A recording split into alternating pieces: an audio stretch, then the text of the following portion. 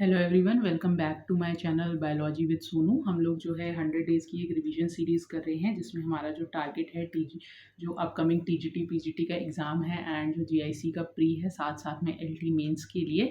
तो हमने काफ़ी सारे टॉपिक्स को कवर कर लिया है। अभी जो हमारा करंट टॉपिक चल रहा है दैट इज़ बायोमॉलिक्यूल्स, और इसमें हम ऑलरेडी 2 पार्ट कर चुके हैं, जिसमें हमने एक जनरल ओवरव्यू देख लिया था बायोमॉलिक्यूल्स के बारे में and amino acids and proteins को कंप्लीट कर लिया है। आज जो हमको स्टार्ट करना है, आज हमें लिपिड्स से स्टार्ट करना है। तो विदाउट वेस्टिंग एनी टाइम हम लोग स्टार्ट करते हैं अपने टॉपिक को। एंड अगर आप लोगों को मेरे ये जो एफर्ट्स हैं ये अच्छे लग रहे हैं, आप लोगों का आपके कॉन्सेप्ट्स जो हैं वो क्लियर हो रहे हैं, तो आप चैनल को लाइक शेयर एंड सब्सक्राइब भी कर सकते हैं एंड अपने फ्रेंड्स को रिकमेंड कर सकते हैं कि वो भी इस चैनल का बेनिफिट ले सकते हैं। तो स्टार्ट करते हैं आज का हमारा टॉपिक दैट इज़ लिपिड्स। ठीक है, तो जब मैंने क्लास स्टार्ट करी थी तो आपको बताया था कि लिपिड्स बेसिकली जो हैं किस में आते हैं। ना तो ये स्ट्रिक्टली मैक्रोमोलिक्यूल हैं, है ना। टर्म इसको किसने दिया था, लिपिड को ब्लूर ने। ठीक है, और इनका जो मॉलिक्यूलर वेट होता है, मॉलिक्यूलर वेट जो होता है इनका दैट इज़ अप्रॉक्सीमेटली 800 डाल्टन होता है। और ये किस में आते हैं, comes in acid insoluble pool में, या इसको हम बोल देते हैं रिटेंटेंट में।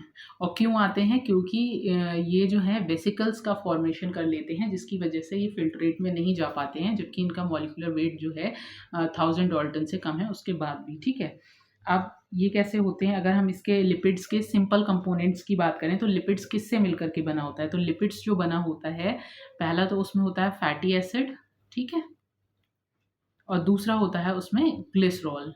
ये दोनों कंबाइन होकर के ही लिपिड का फॉर्मेशन करते हैं। तो अगर हम बात करें, देखो ग्लिसरॉल को और हम क्या कह देते हैं, ग्लिसरॉल को हम और कह सकते हैं ट्राई हाइड्रोक्सी प्रोपेन। ठीक है, अगर हम इसके स्ट्रक्चर की बात करें तो ग्लिसरॉल कैसा होता है, CH2OH CH2OH CH2OH,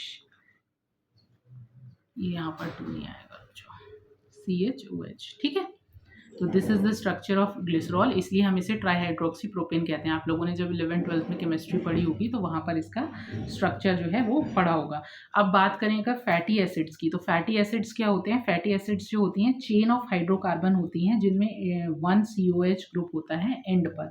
ठीक है, तो हम इस तरीके से यहाँ पर ही लिख लेते हैं इसको, दूसरे कलर से मैं लिख दे रही हूँ। चेन ऑफ फैटी एसिड्स क्या होते हैं, चेन ऑफ हाइड्रोकार्बन having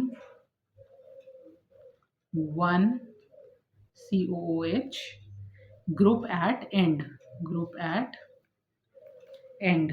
ठीक है, तो हम किस तरीके से इसको कर सकते हैं, जैसे कि सपोज करो ये हाइड्रोकार्बन चेन हमारी इस तरीके से स्टार्ट हुई और लास्ट में जाकर के यहाँ पर क्या आ जाएगा, COOH ग्रुप आ जाएगा। ठीक है, तो ये जो COOH ग्रुप है ये कैसा होता है, ये पोलर होता है। ठीक है, यानी कि कैसा है, ये हाइड्रोफिलिक है, हाइड्रोफिलिक है। और वहीं पर ये जो आर ग्रुप वाली चेन है, आर ग्रुप, ठीक है, ये कैसा होता है, ये नॉन पोलर होता है, नॉन पोलर यानी कि हाइड्रोफोबिक होता है।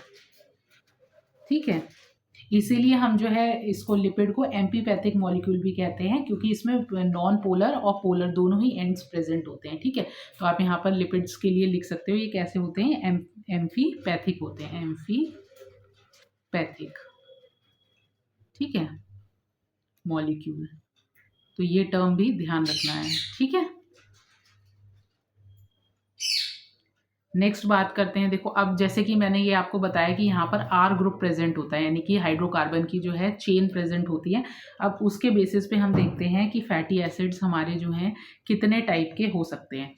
तो देख लेते हैं यहाँ पर नंबर ऑफ आर, ये basically from 1 carbon to 19 carbon तक हो सकते हैं। यानी कि ये जो मैंने चेन बनाई है ये 1 कार्बन से लेकर के 19 कार्बन तक होती है। ठीक, अब इसमें देखो किस तरीके से हम डिवाइड कर सकते हैं, इसको हम डिवाइड कर सकते हैं फैटी एसिड्स को सैचुरेटेड एंड अनसैचुरेटेड के फॉर्म में। सैचुरेटेड फैटी एसिड्स, सैचुरेटेड, यहाँ पर मैं FA लिख दे रही हूँ, दैट मीन्स फैटी एसिड्स। ठीक है, और दूसरा टाइप हमारा क्या हो गया, अनसैचुरेटेड फैटी एसिड्स। ठीक, अब एक एक करके दोनों को ही देख लेते हैं। तो सबसे पहले हम बात करते हैं सैचुरेटेड फैटी एसिड्स की। इसमें हमें क्या देखने को मिलता है, कार्बन कार्बन के बीच में कैसा बॉन्ड होता है, सिंगल बॉन्ड होता है, ठीक है। और वहीं पर बात करें अगर हम अनसैचुरेटेड की, तो कार्बन कार्बन के बीच में कैसा बॉन्ड होता है, डबल बॉन्ड होता है, ठीक। एग्जाम्पल्स देख लो, एग्जाम्पल्स इसके बहुत इंपॉर्टेंट हैं, प्रीवियस ईयर में एग्जाम्पल्स से ही क्वेश्चन पूछे हुए हैं। आपको 4 ऑप्शंस दे देगा, इसमें से आपको बताना है कि कौन सा अनसैचुरेटेड है या कौन सा सैचुरेटेड फैटी एसिड है, तो वो आपको पता होना चाहिए। तो एग्जाम्पल्स की अगर मैं देखो बात करूं, सबसे पहला एग्जाम्पल देखते हैं हम, पाल्मिटिक एसिड, ठीक है। और इसके नंबर ऑफ कार्बन्स भी आपको ध्यान रखने हैं। इसमें कितने कार्बन होते हैं, 16 कार्बन होते हैं। और ये जो 16 कार्बन हम काउंट कर रहे हैं, ये हम इंक्लूडिंग कार्बोक्सिलिक ग्रुप, यानी कि जो हमारा COOH ग्रुप है उसके कार्बन को भी काउंट कर रहे हैं। यहाँ पर आप नोट करके लिख सकते हो, नोट छोटा सा, इंक्लूडिंग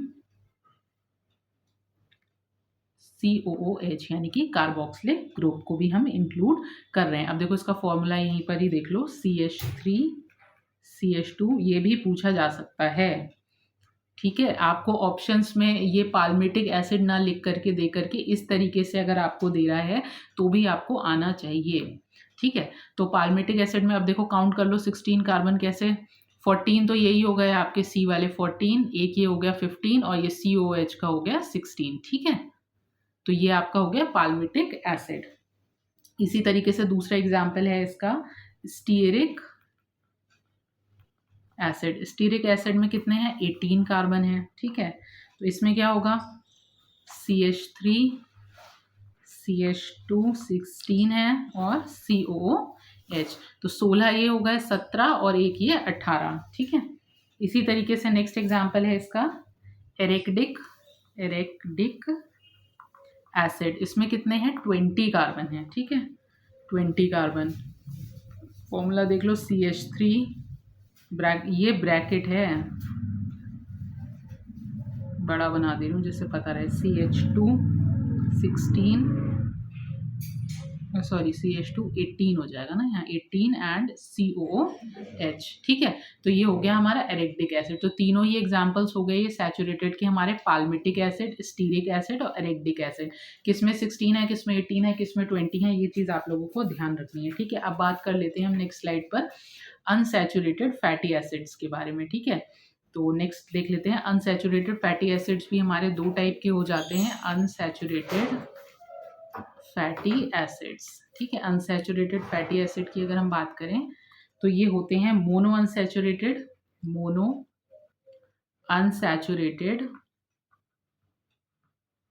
फैटी एसिड, और दूसरे होते हैं पॉली अनसैचुरेटेड फैटी एसिड्स, ठीक है। इसको हम बोल देते हैं शॉर्ट में म्यूफा और इसको बोल देते हैं प्यूफा, ठीक है, PUFA। तो देखो इसमें क्या होता है, मोनो अनसैचुरेटेड। अब हमने क्या देखा था पिछली स्लाइड में कि अनसैचुरेटेड में कैसे बॉन्ड्स थे, कार्बन कार्बन डबल बॉन्ड था, ठीक है। तो अब इसमें क्या होगा, देखो मोनो अनसैचुरेटेड में क्या होगा, कार्बन कार्बन जो है डबल बॉन्ड जो है केवल ओनली सिंगल डबल बॉन्ड, यानी कि एक ही डबल बॉन्ड हमें देखने को मिलेगा। और वहीं पे अगर हम पॉली अनसैचुरेटेड की बात करें तो उसमें क्या होगा, कार्बन कार्बन जो डबल बॉन्ड है वो मोर देन 1 देखने को मिलेगा, ठीक। अब इसके एग्जाम्पल्स देख लेते हैं। यहाँ पर एग्जाम्पल्स बिल्कुल नहीं भूलने हैं, मतलब इसको इसी सीक्वेंस में आपको ध्यान रखना है कि फैटी एसिड्स जो हैं हमने 2 तरीके के देखे, सैचुरेटेड अनसैचुरेटेड। फिर सैचुरेटेड में कार्बन कार्बन सिंगल बॉन्ड होता है, अनसैचुरेटेड में कार्बन कार्बन के बीच में डबल बॉन्ड होता है। वह फिर उनके एग्जाम्पल सैचुरेटेड के एंड अनसैचुरेटेड को हम 2 टाइप में डिवाइड करते हैं, mono unsaturated and poly unsaturated. Mono unsaturated में कार्बन कार्बन जो डबल बॉन्ड होता है वो केवल एक ही देखने को मिलता है, और वहीं पर पॉली अनसैचुरेटेड में जो कार्बन कार्बन डबल बॉन्ड है वो हमें मोर देन 1 देखने को मिलते हैं। अब इसके एग्जांपल्स इसी सीक्वेंस में आपको एज इट इज लर्न रखना है ताकि कहीं से कहीं तक आपको कंफ्यूजन ना हो, ठीक है। एग्जांपल्स की देखो बात कर लेते हैं यहाँ पर। तो सबसे पहले मोनो अनसैचुरेटेड का देख लेते हैं, तो इसमें हो जाएगा पाल्मिटोलेइक एसिड, ठीक है। इसमें कितने 16 कार्बन है। और वहीं पे बात करें दूसरी एग्जाम्पल की, this is oleic acid, 18 carbon, ठीक। इधर एग्जाम्पल्स देख लेते हैं पॉली अनसैचुरेटेड के। तो यहाँ पे बात करें तो इसके एग्जाम्पल्स हो जाएंगे लिनोलेइक एसिड, ठीक है, 18 कार्बन होते हैं और बॉन्ड कितने हमें देखने को मिलते हैं, 2 डबल बॉन्ड यहाँ देखने को मिलते हैं। दूसरा एग्जाम्पल है लिनोलेनिक एसिड। ठीक, इसमें भी हमें 18 कार्बन देखने को मिलते हैं बट 3 डबल बॉन्ड देखने को मिलते हैं। और तीसरा एग्जाम्पल है इसका एरिकडोनिक एसिड, 20 कार्बन, ठीक, एंड 4 डबल बॉन्ड्स। ठीक है, तो यहाँ पर हमारा ये जो हो गया saturated and saturated fatty acids complete हो गया। अब जरा ग्लिसरॉल से रिलेटेड देख लेते हैं। ठीक है, नेक्स्ट हेडिंग डाल लीजिए ग्लिसराइड्स। तो ग्लिसराइड्स क्या होते हैं बेसिकली, ये ester of glycerol and fatty acids. ठीक है, ये ध्यान रखना है, ester of glycerol and fatty acid. तो अब देखो कितने तरीके के ग्लिसरॉइड्स हमें देखने को मिलते हैं। एक तो होता है मोनोग्लिसराइड्स, ठीक, मोनोग्लिसराइड्स। दूसरा होता है डाइग्लिसराइड्स और तीसरा होता है ट्राइग्लिसराइड्स। ठीक, अब अगर हम बात करें मोनोग्लिसराइड क्या चीज़ होती है, तो इसमें ग्लिसरॉल तो सब में कॉमन रहेगा। ये लर्न करने की टेक्निक बता रही हूँ मैं आपको। ग्लिसरॉल तो सब में कॉमन है, ठीक है, सिर्फ चेंज होगा, क्या चेंज होगा, फैटी एसिड्स। ठीक है, तो मोनोग्लिसराइड्स में एक फैटी एसिड की चेन है, ठीक है, डाइग्लिसराइड में 2, ट्राइग्लिसराइड में 3। ठीक है, ये चीज़ ध्यान रखनी है।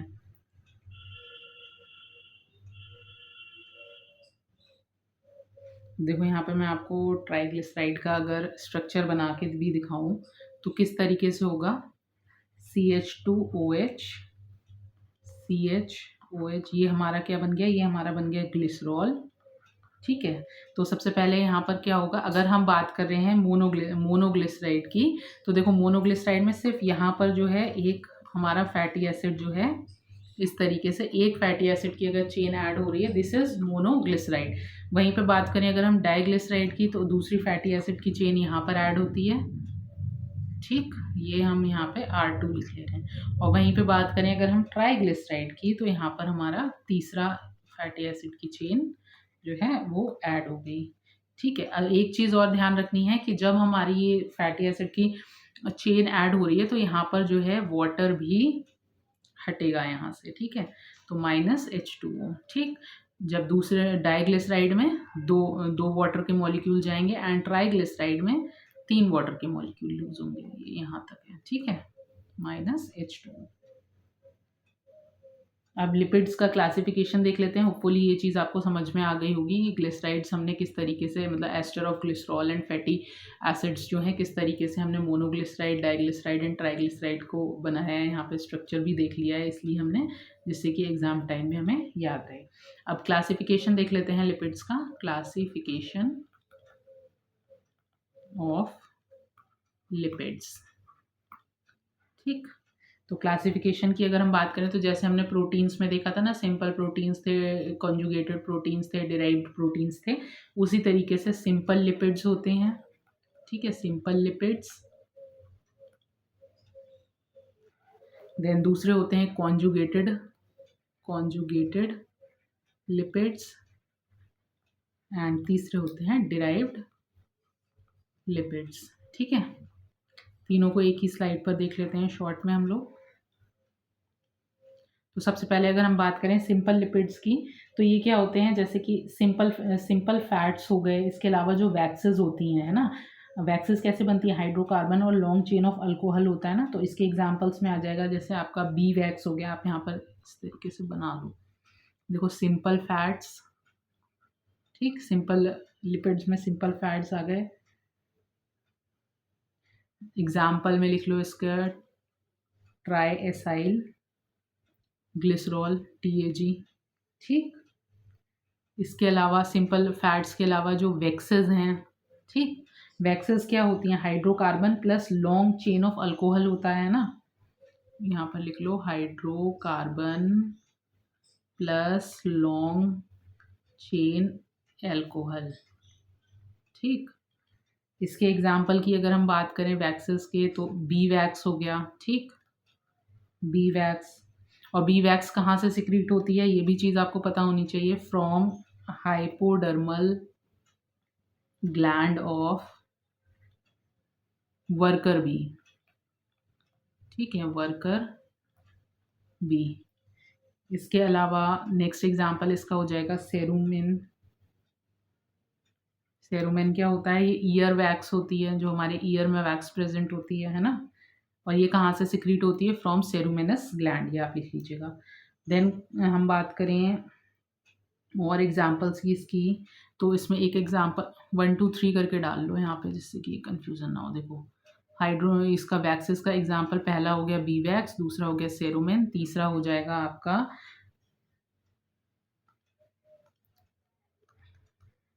स्पर्मासेटी, ठीक है। ये क्या कहाँ हमें देखने को मिलता है, ये हमें देखने को मिलता है head of whale and dolphin में, ठीक है। ये भी एक टाइप का वैक्स होता है, ठीक। अब आ जाते हैं नेक्स्ट हमारा जो है कॉन्जुगेटेड लिपिड्स में। तो कॉन्जुगेटेड लिपिड्स में देखो, हमने जब कॉन्जुगेटेड प्रोटीन पढ़ा था तो वहाँ पे हमने क्या पढ़ा था कि एक प्रोटीन पार्ट होता है, एक नॉन प्रोटीन पार्ट होता है, ठीक है। इसी तरीके से अगर हम बात करें यहाँ पर कॉन्जुगेटेड लिपिड्स की, तो दो तरीके के लिपिड्स हमें देखने को मिलते हैं। एक तो फॉस्फोलिपिड्स, फॉस्फोलिपिड्स, और दूसरे होते हैं हमारे स्पिंगो फॉस्फो, अच्छा नहीं, ग्लाइकोलिपिड्स, फॉस्फोलिपिड्स एंड ग्लाइकोलिपिड्स, ठीक। तो फॉस्फोलिपिड में जो दूसरा पार्ट, एक तो लिपिड हो गया और दूसरा पार्ट क्या है, फॉस्फोरस है, ठीक है। यहाँ पे एग्जाम्पल इसका लिख लो, दूसरे कलर से कर दे रही हूँ। देखो, इसे हम फॉस्फोलिपिड्स को फॉस्फोग्लिसराइड्स भी कह सकते हैं या ग्लिसरोफॉस्फोलिपिड भी कह सकते हैं, ठीक है। तो इसका एग्जाम्पल क्या हो जाएगा, इसका एग्जाम्पल हो जाएगा लेसीथीन, ठीक है। और ये मोस्ट अबंडेंट लिपिड है प्लाज्मा मेम्ब्रेन का, मोस्ट अबंडेंट लिपिड है प्लाज्मा मेम्ब्रेन का, ठीक है।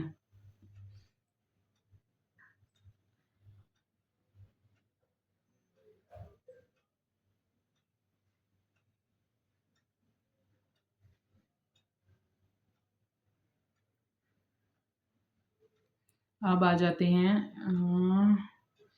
ठीक है, इसमें एक एग्जाम्पल और लिख लो फॉस्फोलिपिड्स में।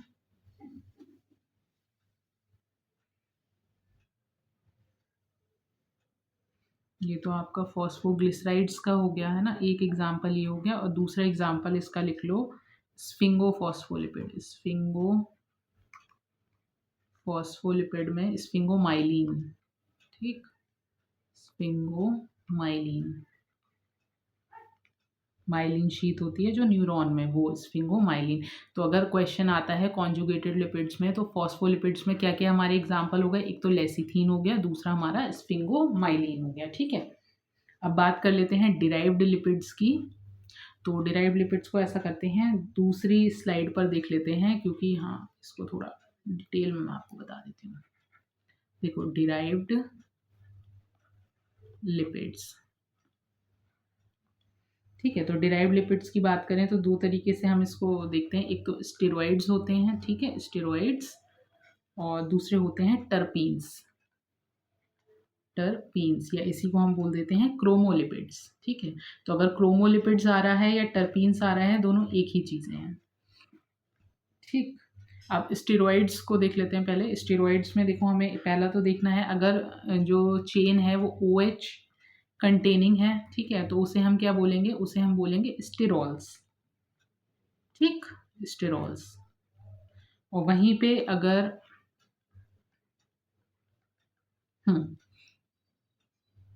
CO कंटेनिंग है, तो उसे हम क्या बोलेंगे, स्टीरोन्स। ये दोनों चीज़ें ध्यान रखनी है, ठीक है। यानी कि अगर OH कंटेनिंग है तो स्टीरोल हो गया, और वहीं पर कीटोन कंटेनिंग है तो स्टीरोन्स हो गया। एग्जाम्पल्स देख लेते हैं। देखो इस चैप्टर में एग्जाम्पल्स बहुत इंपॉर्टेंट हैं। आपको हर तरीके के एग्जाम्पल्स, चाहे वो प्रोटीन्स के हों चाहे वो लिपिड्स के हों, अभी जब हम कार्बोहाइड्रेट्स पढ़ेंगे तो उसमें तो और ढेर सारे एग्जाम्पल्स हैं, तो वो सारे एग्जाम्पल्स आपको आने चाहिए, है ना। क्वेश्चंस भी फ्रेम होंगे और फिर बाकी नेक्स्ट वीक में हम इसके क्वेश्चंस भी प्रीवियस ईयर के करेंगे, तो आप लोगों को आइडिया लग जाएगा किस तरीके के क्वेश्चन फ्रेम हो रहे हैं, ठीक है। तो एग्जाम्पल्स देख लो। इसके सबसे पहले एग्जाम्पल हो गया कोलेस्ट्रॉल, ठीक है, कोलेस्ट्रॉल, ठीक है। ये हमें कहाँ देखने को मिलता है? Plasma membrane of only animal cell में हमें कोलेस्ट्रॉल देखने को मिलता है, plasma membrane of animal cell में, ठीक। और वहीं पे बात करें हम, दूसरा एग्जाम्पल देखें इसका, तो ये है फाइटोस्टिरॉल, ठीक है। फाइटोस्टिरॉल हमें कहाँ देखने को मिल रहा है? Plasma membrane of plant cell में, ठीक, प्लांट सेल में। इसके अलावा एर्गोस्टिरॉल, ये हमें कहाँ देखने को मिल रहा है? ये एर्गोट फंजाई में, ergot fungi, plasma membrane of ergot fungi. Ergot fungi कौन सी? क्लेविसेप्स परप्यूरिया, ठीक है। अब स्टीरोन्स के एग्जाम्पल देख लेते हैं। स्टीरोन के एग्जाम्पल्स भी यहीं पर ही देख लो। स्टीरोन्स के मोस्टली जो एग्जाम्पल्स हैं वो बेसिकली हैं हमारे सेक्स हॉर्मोन्स, ठीक है, जैसे प्रोजेस्टेरॉन है, एस्ट्रोजन है, टेस्टोस्टेरॉन है, ठीक है।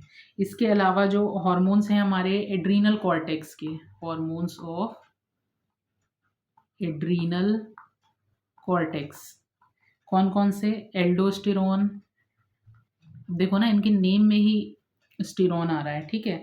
इसके अलावा कॉर्टिसोन, ठीक है। और इसके अलावा जो हमें मोल्टिंग हार्मोन देखने को मिलता है, मोल्टिंग हार्मोन जो होता है, मोल्टिंग हार्मोन कौन सा? इधर लिख दे रही हूँ, मोल्टिंग हार्मोन जो है इग्डाइसोन, ठीक है। और ये प्रोड्यूस कहाँ से होता है? इग्डाइसोन जो प्रोड्यूस होता है, प्रोड्यूस्ड फ्रॉम, तो आप लोग अपनी जो नोट्स बना रहे हैं ना उसी के नीचे लिखिएगा। मेरे पास यहाँ स्लाइड में जगह कम है इसलिए मैं आरो बना करके ऊपर लिख दे रही हूँ। प्रोड्यूस्ड फ्रॉम, ये प्रोड्यूस होता है कहाँ से? प्रोथोरेसिक ग्लैंड से, प्रोथोरेसिक ग्लैंड से, ठीक। नेक्स्ट आ जाते हैं। अब नेक्स्ट हमें क्या देखना है? टर्पीन्स, टर्पीन्स के बारे में देख लेते हैं, ठीक है। अगर हम टर्पीन्स की बात करें तो ये बेसिकली, या इसको हमने क्या बोला था? क्रोमोलिपिड, ठीक है। अगर मैं इतना छोटा लिख रही हूँ तो आप लोगों को विजिबल हो रहा है? एक बार कमेंट्स में मुझे बताइएगा, तो एक स्लाइड में फिर हमारा काफ़ी कुछ आ जाएगा, है ना। तो ये बेसिकली क्या होते हैं? डेरिवेटिव्स ऑफ आइसोप्रीन यूनिट होते हैं, डेरिवेटिव्स ऑफ आइसोप्रीन यूनिट, यानी कि इनमें कितना कार्बन हमें देखने को मिलता है? 5 कार्बन देखने को मिलता है। और इसके एग्जाम्पल्स की अगर हम बात करें तो एग्जाम्पल इसका हो गया जैसे नेचुरल रबर, ठीक है। इसके अलावा कैरेटिनोइड्स, ठीक है। कैरेटिनोइड्स में हमें 8 आइसोप्रीन यूनिट देखने को मिलते हैं, यानी कि अप्रॉक्सीमेटली 40 कार्बन। ये ध्यान रखना है आपको, एनसीईआरटी में भी डेटा गिवन है, तो यहाँ से क्वेश्चन बन सकता है। अच्छा, कैरेटिनोइड्स में भी देखो क्या क्या चीज़ होती है। एक तो कैरोटीन होता है, ठीक है, कैरोटीन, और दूसरा होता है ज़ैंथोफिल, ठीक है। कैरोटीनॉइड्स में क्या क्या आ गया? एक तो कैरोटीन आ गया और दूसरा ज़ैंथोफिल आ गया। तो कैरोटीन का अगर हम देखें फॉर्मूला तो C40H56, ठीक है। इसमें ऑक्सीजन नहीं होता, ये नॉन ऑक्सीजनेटेड होता है, नॉन ऑक्सीजनेटेड। और वहीं पे अगर हम बात करें ज़ैंथोफिल की, तो ज़ैंथोफिल का फॉर्मूला क्या है? C40 रहेगा इसका शायद, इसका फॉर्मूला मुझे ध्यान नहीं आ रहा। चलो इसका फॉर्मूला देख लेना। यहाँ पर बस इसमें जो है O2 प्रेजेंट होता है, या मैं आपको नेक्स्ट क्लास में बता दूंगी। थोड़ा सा मुझे इसमें कन्फ्यूज़न हो रहा है। ये कैसे होता है? ये ऑक्सीजनेटेड कैरोटीन होता है, ठीक है।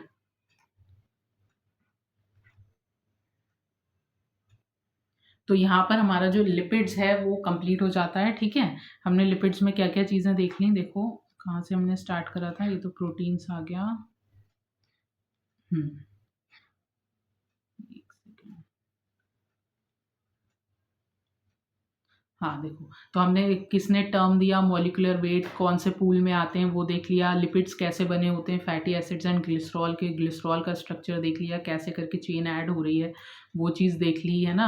और नंबर ऑफ आर के अकॉर्डिंग भी देख लिया कि अगर एक कार्बन है तो मतलब एक कार्बन से लेकर 19 कार्बन तक इसमें प्रेजेंट होता है। फिर उसका जो क्लासिफिकेशन है फैटी एसिड्स का, सैचुरेटेड एंड अनसैचुरेटेड, पूरा हमने कंप्लीट देख लिया, उनके एग्जांपल्स देख लिए, ग्लिसराइड्स के बारे में देख लिया, लिपिड्स का classification on the basis of simple conjugated and derived भी देख लिया। ठीक है, तो यहाँ पर हमारी लिपिड्स की क्लास कंप्लीट हो रही है। अब ऐसा करते हैं, कार्बोहाइड्रेट्स की क्लास मैं आज ही अपलोड कर दूंगी, आज के दिन में आपको 2 क्लासेस मिल जाएंगी। ठीक है, तो कार्बोहाइड्रेट्स मोस्ट प्रोबेबली मैं इवनिंग में अपलोड करूंगी या फिर कल मॉर्निंग में अपलोड कर दूंगी, जैसा होगा उस अकॉर्डिंग। ठीक है, तो यहाँ तक आप इसको कंटिन्यू करिए, उसके बाद फिर अब मिलते हैं अपनी नेक्स्ट क्लास में।